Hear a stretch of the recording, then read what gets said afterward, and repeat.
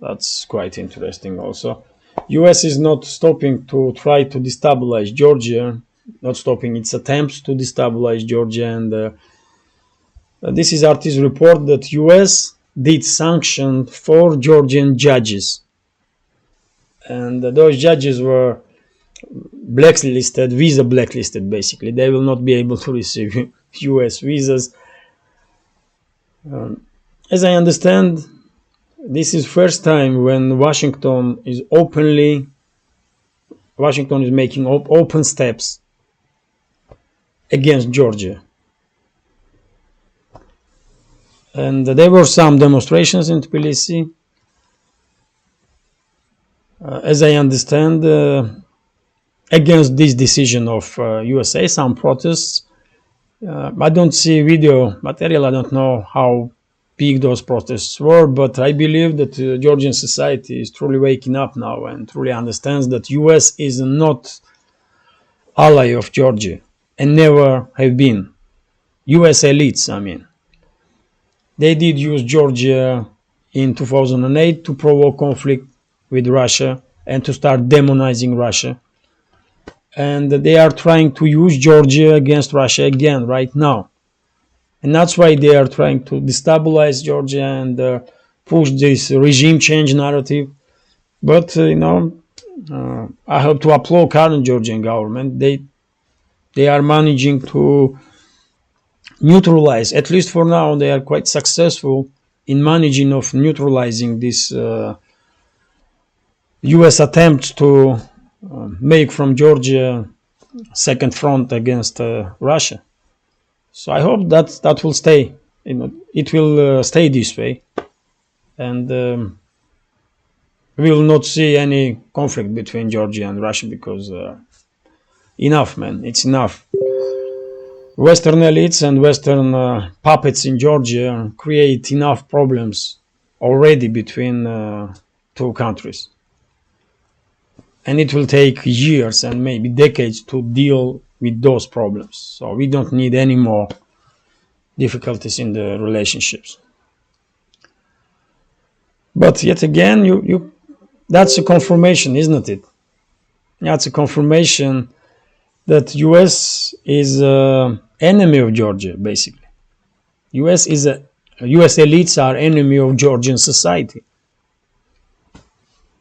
And they are actively involved in the attempt to destabilize Georgia and use Georgia and sacrifice basically Georgia by provoking conflict between Georgia and Russia. I was saying this for how long now? For decades. But it's becoming more and more obvious for citizens in Georgia, and that's a good development, I believe. So this is RIA Novosti's report. This is quite interesting news in my opinion. So Azerbaijan's secret services and security services did neutralize some group that was trying to conduct some armed coup in Azerbaijan, and let me translate this for you. This news is, we may learn during the day some more information, but this is new information, just breaking news. So Azerbaijani security forces uncovered the criminal group that planned to create a Sharia state. The State Security Service, the Interior Ministry, and the Prosecutor General's office said in a joint statement. So this group that was neutralized were planning to conduct some coup. There is no specific information really how many people were in this group, from which country they were receiving some support or money, or there are many questions. For now we only know that there was some group that was planning to create from Azerbaijan religious state, and now Azerbaijan is a secular state, secular society, and it's interesting development, really interesting development. I'm interested if Iran has something to do with this, or Iranian Azerbaijanis, because as you know, millions and millions of ethnic Azerbaijanis are living in Iran, and maybe they were somehow involved in this process. I don't know. That's my guess, man. That's my guess. Let's continue now, and this is also very important development. RIA Novosti's report here about incident that happened yesterday night. Security forces in Ingushetia, that's northern Caucasus region of Russian Federation, that's no Republic of Ingushetia. Security forces, police did try to arrest some individuals that were, there's some information that they may be terrorists that conduct attack on police. About a week ago in North Ossetia, Alania Republic, and there was some shootout between police and those criminals and terrorists,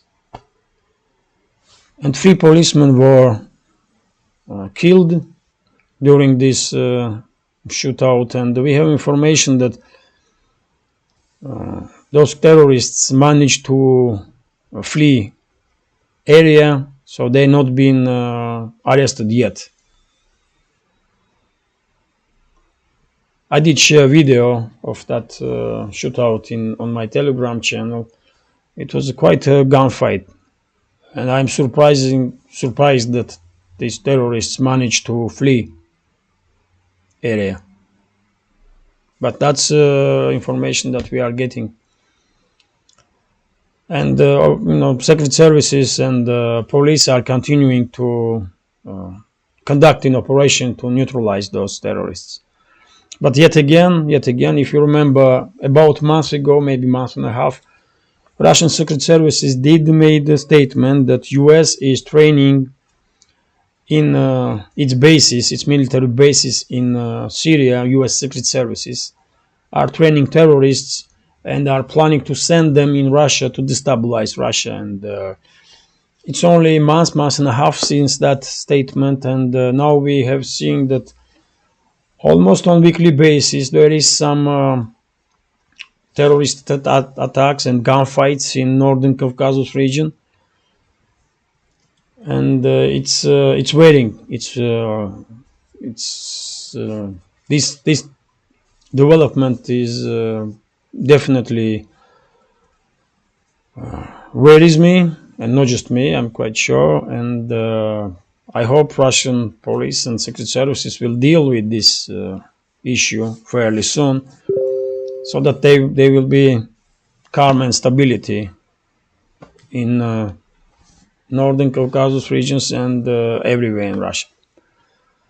But quite possible that quite possibly these terrorist attacks have something to do with the US secret services. That's what I want to say. And by the way, yesterday Putin did stated that US secret services are openly involved in terroristic activities of Zelensky's regime on Russian territory. That was said by Putin yesterday openly. So yet again, when we are approaching step by step, we are approaching point of no return in relationships between Russia and the USA. And who knows what kind of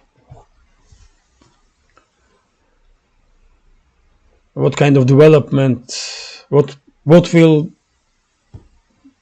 be happened next, where we will end up if Washington, Biden's administration will continue this anti-Russian policy.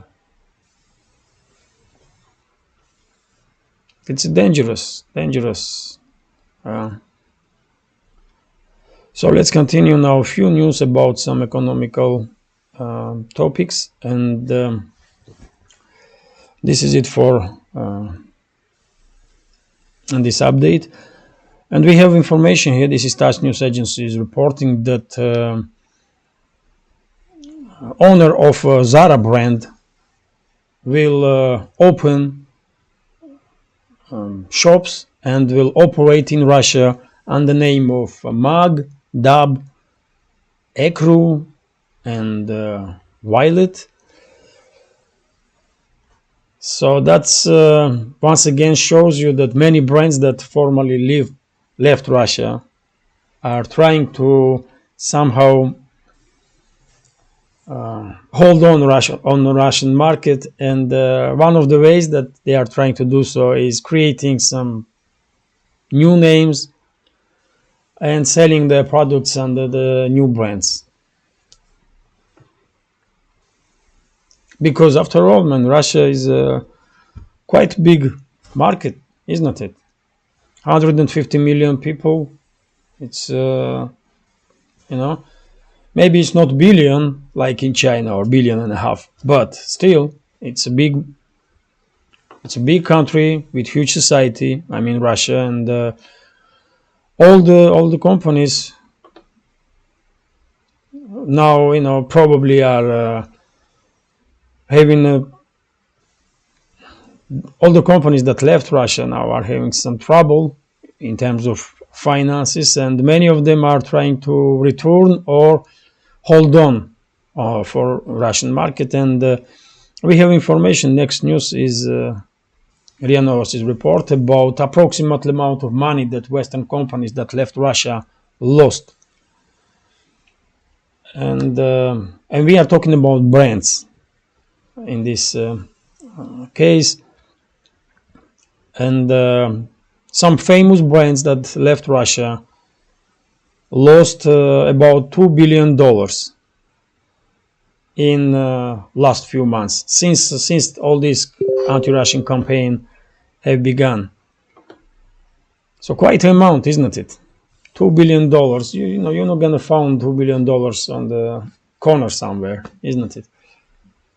So that's why it's quite understandable that these kind of stories are emerging when brands are creating some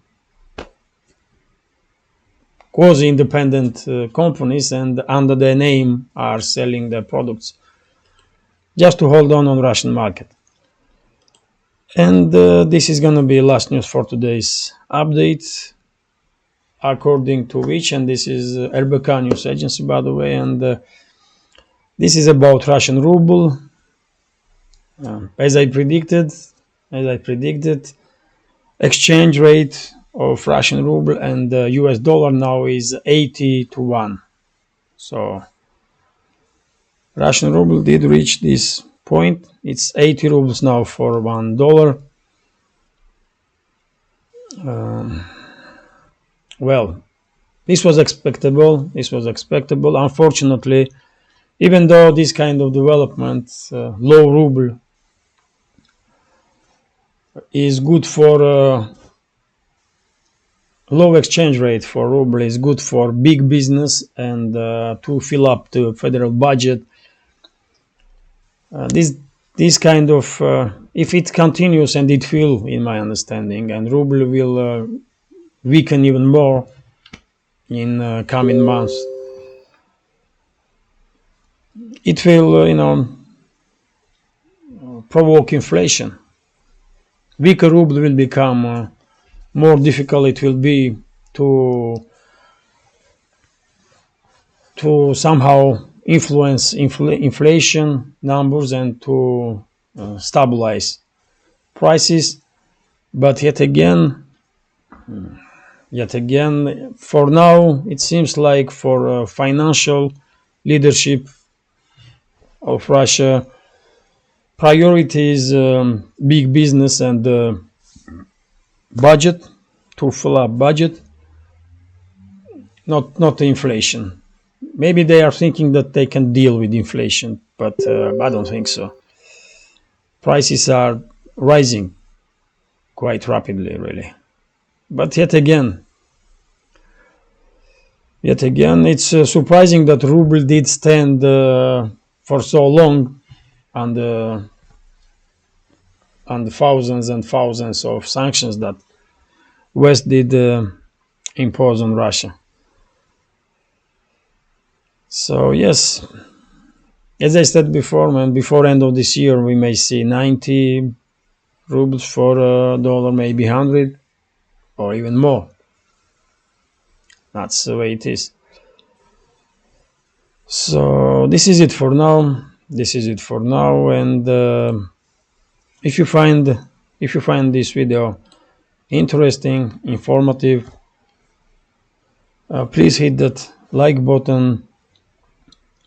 Leave some commentary about any topic you like, and if you can, please share links to my videos or my channel with your friends on Twitter, Facebook, Telegram, or any other platform that you are active on. It will greatly increase my chances to somehow deal with this extremely hostile algorithm of YouTube. And if you can and if you want to, you can support with small donations through PayPal or by subscribing to my Patreon page. You will see links under this video in the description box. So yes, this is it for now. Have a nice day and take care.